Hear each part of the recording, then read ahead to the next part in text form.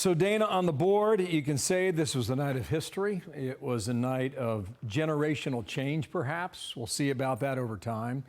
And it was a night where you can go to different places on this map that, frankly, a lot of people did not expect. Let me start here. This is Florida. This is Miami-Dade. They went Republican, and they went Republican for the first time at the presidential level since 1988. That's one data point. This is Osceola County along the I-4 corridor just south of Orlando, Florida. Osceola County went with Trump. There are, in the county itself, 50% Hispanic. Of the Hispanics, 30% are Puerto Rican. Remember all that stuff in the final 7-8 days, going back to Madison Square Garden? 30% Puerto Rican in Osceola County. Up here in North Carolina, we were checking out this town and this county last night. It's rural. It also has a strong minority population, about 47% African American. This is Anson County. They have gone Republican twice since the 1890s. Last night was the second time. Out here along the border in Texas, another fascinating development. This is Starr County right here on this part of the border, right? Trump won it, okay? They have not voted for a Republican since 1876. That's how far-reaching this victory was for Trump last night. Stay down along the border, okay? You see all that red? This is 8 years ago in Hillary Clinton. You see that? 4 years later, a bit of a mix there, and now, in 2024, it is almost all red along the border there in Texas. So you got these little data points. You got Hispanics, African Americans. You got the border issue. Puerto Ricans, right? They were so maligned in the past week of this campaign. They sure didn't vote like it last night. Let's move on over here to the board, bringing Harold Ford and Karl Rove. I think they got 45 minutes of sleep between the two of them, if you add it up. And gentlemen, thanks for being with us here Let's today. be clear, we were in different hotels. Yeah. All right, well, I was at home, Carl. Yeah, Harold must have gut belt. Got it. I live here. Top line thought, go. Well, you mentioned Starr County, and it last voted for a Republican president in 1892 when Grover Cleveland is trying to get back in the White House and Benjamin Harrison is president. And do you know why it votes Republican then? Because it was a port, and the port inspector, the person who collected tariffs, wanted to keep his job. So he got all of his friends and neighbors to vote Republican. It is the county in America with the highest percentage of Hispanic population, the highest of any county in America, and it is also the county that has voted for the Democrat Party longer than any other county in America. No other county has had a record of being in the Democratic column from 1896 to today. Call up number one, guys. Our Fox News voter analysis, look at this on immigration. In 2020, 3% said it was the most important issue. Last night, Dana, it was 20%. Yep. Harold, what are you thinking now? So good morning, and glad to be with you. Thanks for having me. Last night, I thought a lot about this over the last few hours. I couldn't sleep when I got home. I got home really late. And I think to myself, this was a rebuke last night of Democrats and Republicans, those of us who come from traditional aspects of our party. Donald Trump is asking, and more importantly, his supporters are asking, I think, the country to listen to them, listen to him.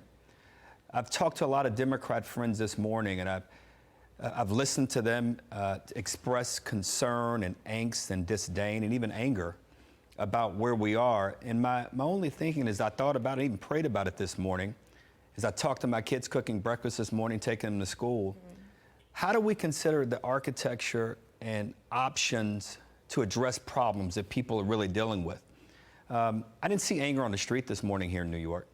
I didn't hear or feel any kind of uncomfortableness.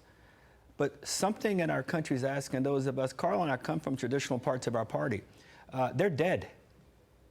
Donald Trump is saying to the country and to the parties in many ways, and more importantly, his supporters, listen to us, respond to our problems, and address our problems in a very, very different way.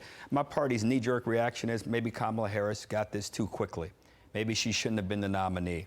Maybe that's true. Maybe she shouldn't have picked Tim Walz. Or maybe she shouldn't have picked Tim Walz. Maybe she should have picked, maybe that's true. But something else is going on that I think we as a country have to listen to and be willing to respond to in a different way. And I don't know the answer this morning, Bill or Dana, but I know this: something has happened, and we have to respect it, accept it, and figure out ways to move on. Well, it'll be fun to do all that with you in the coming months. But I want to ask Karl about Kamala Harris's decision to not address her supporters, not to call President Trump, wrong.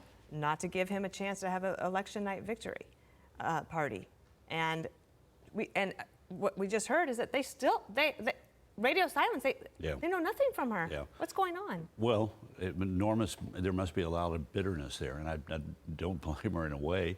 She thought she was going to win. I mean, they really were out there saying, we're going to take this whole thing. And look, she has not had the benefit of a long primary campaign and a long general election campaign. She was a presidential candidate for just over 100 days.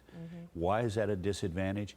Because, look, if you get into this contest and have to slog for month after month in early primary states, and you spend month after month then focused on the general election, you get to have an understanding of how gigantic an enterprise it is and how fortunate you are to be there, but there's no guarantee of success. And I think she came into this thing with a bang, and she thought she was going to win this thing handily, and she has not been prepared by the agony of a long campaign for this moment. Two more things here. Right track, wrong track. This should have been the canary in the coal mine, right? Wrong direction. And our Fox News voter analysis, taken over a period of 7 or 8 days among more than 100,000 people in all 50 states, 70% say wrong direction. Here's another thing. Among Hispanics, Trump gains 6 points. Among black voters, he gains 7, and probably more among black men. Harold. It goes again to the point. I think people are hurting in many ways. They're concerned about not only economic security issues here at home, but national security issues. And I think are eager and hungry for a different set of answers and a different set of thinking. For those who thought that an African-American woman would gain the support of African-Americans just by definition and by virtue, they're just wrong.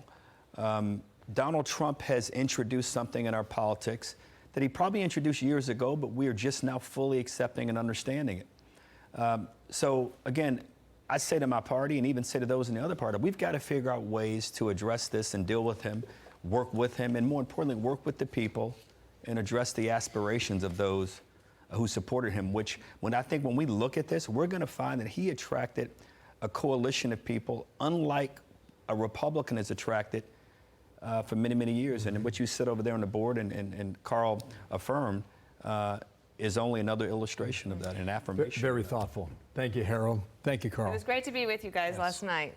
What a team. Really, really great. You and too, Dan. I'm awake. Bud and Martha did a great job. All of us did a great job. It was terrific. I'm Steve Ducey. I'm Brian Kilmeade. And I'm Ainsley Earhart. And click here to subscribe to the Fox News YouTube page to catch our hottest interviews and most compelling analysis.